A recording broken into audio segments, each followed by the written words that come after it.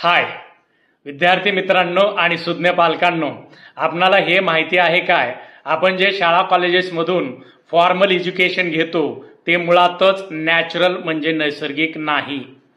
लिहिण्या वाचण्यासारख्या शिक्षणासाठी आपला जन्मच झालेला नाही.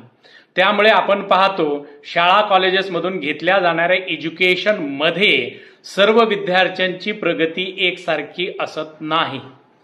एज्युकेशन मध्ये बहुतांश विद्यार्थी बाउंड्रीवर पास होतात, काही विद्यार्थी मेरिट मध्ये येतात, तर अपवादात्मक विद्यार्थी हे 100 आउट ऑफ 100 मार्क घेतात, तर काही विद्यार्थी नापास देखील होतात.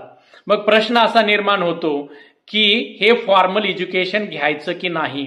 परंतु क्षणाक्षणाला बदलणाऱ्या या जगामध्ये जर आपणाला टिकून राहायचं असेल तर या फॉर्मल एज्युकेशनला पर्याय नाही. या फॉर्मल एज्युकेशन मध्ये सगळ्यात महत्वाचं असतं सायन्स. आणि हे सायन्स का शिकावं, कसं शिकावं हे समजून सांगण्याकरता आम्ही घेऊन येत आहोत आपल्याकरता एक क्रॅश कोर्स, ज्या क्रॅश कोर्सचं नाव आहे हाऊ टू लर्न सायन्स. या 10 दिवसाच्या कोर्समध्ये आपणाला सायन्स म्हणजे नेमकं काय, ते कसं शिकलं पाहिजे, ते लक्षात कसं ठेवलं पाहिजे याचं टोटल गायडन्स केलं जाईल. स्पेशली फिजिक्स, केमिस्ट्री, मॅथमॅटिक्स आणि बायोलॉजी या सब्जेक्टच्या स्पेशल ट्रिक्स तुम्हाला दिल्या जातील. 9th, 10th, 11th, 12th च्या विद्यार्थी मित्रांनो आणि MPSC, UPSC सारख्या स्पर्धा परीक्षेची तयारी करणाऱ्या उमेदवारांनो, ट्युशन्स कोठेही लावा. परंतु तुम्हाला जर डॉक्टर व्हायचं असेल, इंजिनियर व्हायचं असेल, सायंटिस्ट व्हायचं असेल, IAS, IPS अधिकारी व्हायचं असेल तर हाऊ टू लर्न सायन्सचा क्रॅश कोर्स पूर्ण केलाच पाहिजे.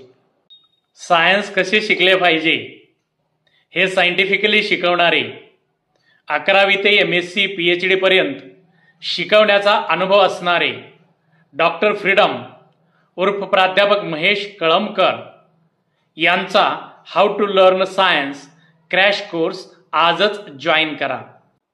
हाऊ टू लर्न सायन्स कोर्सची स्पेशल फीचर्स आहेत. Each batch only 25 students, 10 days course. Each students will be prepared by scientific methods of learning. There is 1 day special guidance for the parents. चला तर मग how to learn सायन्सचा crash course आजच join करा. सोबत दिलेल्या mobile नंबरवर call करा किंवा आमच्या सेंटर्सना संपर्क करा.